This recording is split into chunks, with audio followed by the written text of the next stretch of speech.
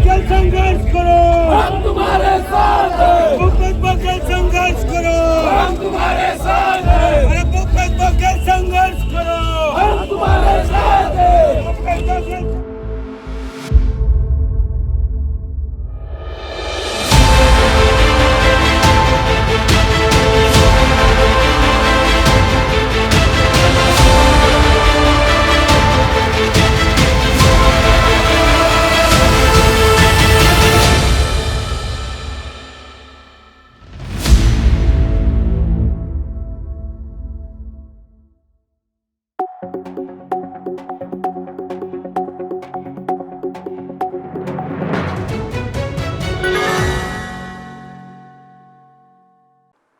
छत्तीसगढ़ की राजधानी रायपुर 18 जुलाई की सुबह से ही राजनीतिक रूप से उबलने लग गई थी। तड़के 5 बजे छत्तीसगढ़ के पूर्व मुख्यमंत्री भूपेश बघेल के भिलाई 3 स्थित निवास पर प्रवर्तन निर्देशालय यानी ईडी ने रेड मारी और भूपेश के बेटे चैतन्य बघेल को गिरफ्तार किया गया और सुनवाई के बाद ईडी ने उन्हें 5 दिनों के रिमांड पर लिया है। चैतन्य बघेल को बहुचर्चित शराब घोटाले के चलते ईडी ने ये कार्रवाई की है। आपको बता दें कि चैतन्य बघेल को 14 महीने पहले ईडी ने शराब घोटाले मामले में समन भेजकर पूछताछ की थी। इसके बाद ईडी ने चैतन्य के जन्मदिन के दिन ही उनके घर पर छापा मारा और उनकी गिरफ्तारी की। ईडी को आशंका है कि शराब घोटाले का पैसा चैतन्य ने इन्वेस्ट किया है। इस गिरफ्तारी पर राजधानी समेत कई जिलों में कांग्रेस का उग्र प्रदर्शन देखने को मिला और आज विधानसभा मानसून सत्र के अंतिम दिन तमनार जंगल की कटाई मामले पर सवाल जवाब होना तय था, जिस पर अडानी का मुद्दा उठने वाला था। इस पर भूपेश बघेल ने बीते कई दिनों पहले भी आरोप लगा चुके थे। चैतन्य बघेल छत्तीसगढ़ के पूर्व मुख्यमंत्री भूपेश बघेल के बेटे हैं और कांग्रेस से जुड़े हैं, लेकिन सीधे तौर पर चैतन्य ने अब तक राजनीति में कदम नहीं रखा है। प्रदेश कांग्रेस या फिर कांग्रेस की किसी भी इकाई में चैतन्य बघेल ने किसी भी प्रकार का पद नहीं लिया है। जब साल 2023 में कांग्रेस की सरकार सत्ता से बाहर हो गई, तब लोकसभा चुनाव के दौरान ये अटकलें तेज हुई कि यदि राजनांदगांव से भूपेश बघेल लोकसभा चुनाव जीतते हैं तो पाटन विधानसभा पर चैतन्य बघेल को चुनाव लड़वाया जाएगा, लेकिन ये संभव नहीं हुआ। जबकि चैतन्य बघेल रियल एस्टेट कारोबार से जुड़े हुए हैं और साथ ही साथ चैतन्य अपने परिवार की पारंपरिक खेती किसानी को भी संभाल रहे हैं। सुबह 5 बजे जब भिलाई स्थित भूपेश बघेल के आवास पर ईडी ने 6 महीने में दूसरी बार छापा मारा तो पूर्व मुख्यमंत्री भूपेश बघेल ने स्वयं इसकी जानकारी सोशल मीडिया प्लेटफॉर्म पर शेयर करके दी। इसके अलावा उन्होंने कहा कि सरकार एजेंसियों का उपयोग विपक्ष की आवाज को दबाने के लिए कर रही है। क्या कहा उन्होंने, आइए आपको सुनवाते हैं। देखिए ये पूरा मामला है और राजनीतिक मामला है। 10 मार्च 2025 को मेरे निवास में ईडी वाले छापा मारे थे। 15 दिन बाद 26 मार्च को सीबीआई वाला छापा डाले और आज मेरे बेटे के जन्मदिन 18 जुलाई को फिर से छापा डाला गया। 10 मार्च से लेकर आज तक एक बार भी नोटिस नहीं दिया गया, एक बार भी पूछताछ नहीं किया गया और आज सीधे घर में सर्च वारंट लेके आए और गिरफ्तार करके ले आए। कायदे कानून नाम की कोई चीज नहीं है। ये स्पष्ट बता रहा है कि जिस प्रकार से कांग्रेस पार्टी ने तमनार में पेड़ कटाई के मामले को पूरे ताकत के साथ उठाया। ये महाजयंती को मिला हुआ खदान है और अडानी इसके एमडीओ हैं और अडानी के गुंडे वन विभाग के अधिकारियों की उपस्थिति में, एडीएम तहसीलदार की उपस्थिति में और लगभग 2000 जवानों की उपस्थिति में 5000 पेड़ काट डाले रातों रात। इसका विरोध कांग्रेस पार्टी ने किया, इसका विरोध विधायक दल ने किया और आज ही नेता प्रतिपक्ष द्वारा विधानसभा में स्थगन प्रस्ताव मूव किया गया था और वो दबाने के लिए इस प्रकार के हथकंडे अपनाए गए हैं। आज पूरा प्रशासन दबाव में है, सरकार दबाव में है। इसका उदाहरण आप देखेंगे, विष्णुदेव साय मुख्यमंत्री बना नहीं था और हसदेव का जंगल कट गया। ये सबसे बड़ा उदाहरण। आज छत्तीसगढ़ में कोई भी अडानी का विरोध करेगा, ये संदेश देने की कोशिश उसका हक चैतन्य बघेल जैसे होगा। भूपेश बघेल को दबाने के लिए इस प्रकार से हथकंडे अपनाए गए। कांग्रेसी न दबने वाले हैं न डरने वाले। हम आज भी विधानसभा गए थे, जनता के मुद्दे को आज भी वहां उठाए और ये लड़ाई सड़कों पर भी लड़ी जाएगी और न्यायालय में भी लड़ी जाएगी। आगे क्या रणनीति रहेगी सर? पप्पू बंसल एनडीडब्ल्यू है, नाम डिलीवर वारंट न्यायालय से निकला है, कोई एसीबी के कार्यालय से नहीं। और उस व्यक्ति को कभी ईडी ऑफिस में, कभी ईओडब्ल्यू ऑफिस में जाके बयान दिए हैं और अभी भी खुलेआम घूम रहे हैं।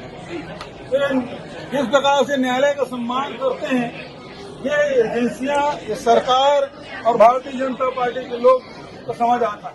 अब बात करते हैं कि ईडी के रडार पर क्यों है चैतन्य। पहले विधानसभा और फिर लोकसभा में कांग्रेस की करारी हार के बाद केंद्रीय एजेंसियों ने पूर्व सीएम भूपेश बघेल को घेरना शुरू किया, जिसके बाद चैतन्य बघेल ने राजनीति से दूरी बना ली। लेकिन जब छत्तीसगढ़ में शराब घोटाला का मामला सामने आया तो एक के बाद एक कई कड़ियां जुड़ती गई। पहले अफसर, फिर कारोबारी, उसके बाद नेता और अब पूर्व सीएम के बेटे चैतन्य ईडी की रडार पर आ चुके हैं। छत्तीसगढ़ के शराब घोटाला मामले में पूर्व आबकारी मंत्री और कोटा विधायक कवासी लखमा को पहले ही गिरफ्तार किया जा चुका है। वहीं रायपुर के पूर्व मेयर एजाज ढेबर के भाई पूर्व आईएएस अफसर अनिल टुटेजा और आबकारी विभाग के पूर्व एमडी पर भी प्रवर्तन निदेशालय ने कार्रवाई की है। ईडी को कथित तौर पर यह पता चला है कि शराब घोटाले का पैसा चैतन्य बघेल और उनके करीबियों की प्रॉपर्टी में निवेश किया गया है। इस मामले पर आज की सुनवाई के बाद दोनों पक्षों के वकीलों के बयान भी सामने आए हैं। क्या कहा उन्होंने, पहले ये सुनिए। चैतन्य बघेल जी को नोटिस भी दी है, वो जो है वो मतलब थ्रू बैंक पैसा है। सिर्फ एक पप्पू बंसल जी के स्टेटमेंट को मानते हुए कि साहब काल्पनिक जो है, एक बिना इनसे कोई पूछे कि पप्पू बंसल ऐसा बोल रहे हैं, वो सही बोल रहे नहीं बोल रहे हैं। पप्पू बंसल जो डर के मारे, एनपीडब्ल्यू के डर के बारे में, परिवार के डर के बारे में जो भी उन्होंने स्टेटमेंट दिया होगा, क्योंकि आज भी वो नॉन बिलेबल वारंट स्टैंड है और पप्पू बंसल घूम रहे हैं, तो आप इससे अंदाजा लगा सकते हैं कि कैसा उनका बयान लिया गया हो और उस बयान की कितनी वैल्यू है। क्योंकि एक बार भी आप देखिए कि अगर 2022 से अगर ये इस पे जांच चल रही है और जांच कब तक चलेगी इसका कोई, ये आप देखिए कि अब 22 से जांच चल रही है, अभी तक केस शुरू नहीं हुआ है और ये जांच चलते रहेगी, लोग आते रहेंगे और ये चलता रहेगा। अंत है ही, मतलब इसको अंत ही नहीं है कि। और मेरा ये कि 22 से लेके आज तक, आज जब उनको गिरफ्तार किया गया, एक भी सम्मन्स कि आप आके बयान दीजिए नहीं दिया गया है। मार्च 10 में जब आए थे, पूरे डिवाइसेस, इनके फोन, इनके लैपटॉप सब ले गए थे, पूरे डॉक्यूमेंट मांगे, जो डॉक्यूमेंट दे दिए। तो हर इनकी जांच पे चैतन्य बघेल जी ने पूरा सपोर्ट किया है, उन्होंने शामिल हुए जांच में। और एक बार भी अगर ईडी उनको सम्मान देकर उनका बयान तक नहीं ली और सीधा अरेस्ट कर लिए, तो आपके साफ जाहिर होता है कि किस मंशा से क्यों की गई है, किसके दबाव में की गई है। तो कोई जो कानून को ताक में रख के आज चैतन्य बघेल को गिरफ्तार किया गया है, उनका अपराध सिर्फ यही है कि वो एक पूर्व मुख्यमंत्री के बेटे हैं और एक सीधे साधे किसान। इन्वेस्टिगेशन में कुछ नहीं है पे तो हाँ, ईडी कभी प्रोसीड नहीं करती है, क्योंकि मनी लॉन्ड्रिंग एक्ट की जो अरेस्ट होती है वो अरेस्ट पुलिस की अरेस्ट से डिफरेंट है। क्योंकि मनी लॉन्ड्रिंग एक्ट में जो अरेस्ट है उसमें reasons to believe to be recorded in writing, अगर अधिकारी जब तक नहीं फॉर्म करेगा तब तक अरेस्ट नहीं की जा सकती। और रीजंस टू बिलीव ऐसे नहीं होने चाहिए जो कि कलेक्टेड एविडेंस से परे हों। कहने का मतलब है कि जो रीजंस टू बिलीव बनाने हैं वो आपको उन्हीं तथ्यों के आधार पर बनाने हैं जो आपकी इन्वेस्टिगेशन में आपको मिले हैं। तो जहाँ तक रहा सवाल कि ईडी का जो इन्वेस्टिगेशन चल रहा था उसमें मल्टीपल जगह सर्चेस की गई। इनके द्वारा जो एक विठल ग्रीन करके प्रॉपर्टी में इन्वेस्टमेंट है बिलासपुर शायद, वहाँ पर जो डील कर रहा था company Shiv construction I think, उनसे जो डॉक्यूमेंट सीजर हुआ है, उनसे जो स्टेटमेंट्स रिकॉर्डिंग हुई है या उनके जो अकाउंट से चीज़ें हमने निकाली हैं, मसलन उसमें हमको दिखाई पड़ा कि भाई वो भी जो भी इन्वेस्टमेंट है डेवलपमेंट का वो 13 करोड़ के आसपास उसमें लगेगा। लेकिन जो हमको वहाँ से डॉक्यूमेंट सीजर हुआ उसमें ये दिखाई पड़ रहा है कि पेमेंट केवल 2.5 करोड़ का किया गया, यानी अंडर वैल्यूएशन किया गया। तो ऐसे एक प्रकार का एविडेंस मैंने आपको बताया है। इसी प्रकार से बहुत सारे एविडेंसेस उसमें शामिल हैं जिसमें रीजंस टू बिलीव बना है, और उसके बाद ही सेक्शन 19 के प्रोविजनों का इस्तेमाल करते हुए आज इनकी अरेस्ट की गई है। तो ये कहना कि ये पॉलिटिकली मोटिवेटेड है, ये मैं तो इस बारे में कुछ कहना नहीं चाहूँगा, क्योंकि being representative of investigating agency. अब बात करते हैं शराब घोटाले मामले की। ईडी के आरोपों के मुताबिक छत्तीसगढ़ में जब कांग्रेस की सरकार थी, यानी साल 2018 से 2023 के बीच प्रदेश में करीब 2000 करोड़ के शराब घोटाला हुआ।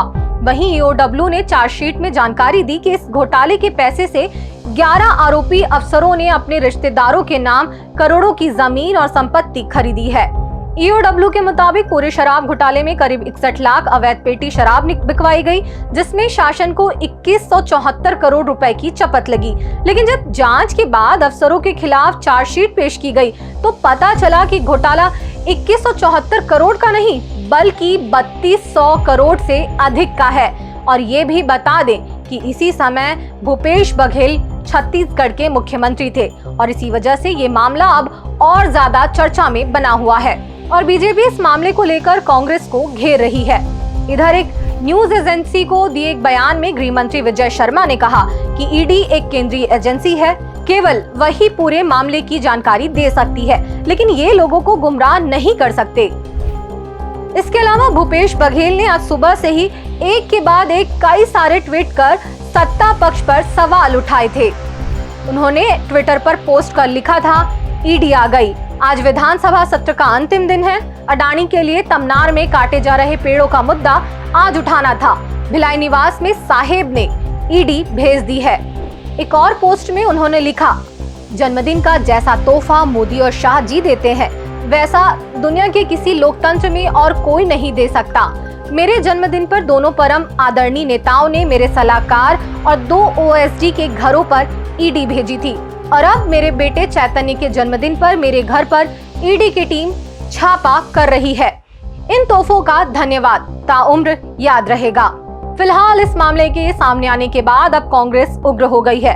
राजधानी समेत कई जिलों में प्रदर्शन किए गए।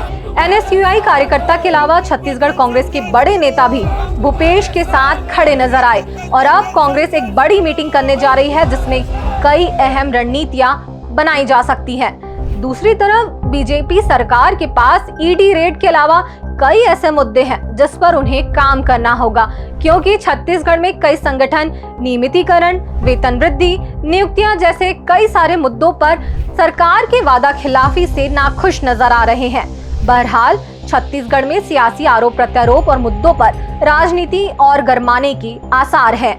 आपका इस विषय पर क्या कहना है, हमें कमेंट में बताइए और इस वीडियो को शेयर करिए। और अब तक आपने द लेंस के यूट्यूब चैनल को सब्सक्राइब नहीं किया है तो सब्सक्राइब करना ना भूलें। द लेंस ऐसे ही अपडेट्स आप तक पहुंचाता रहेगा।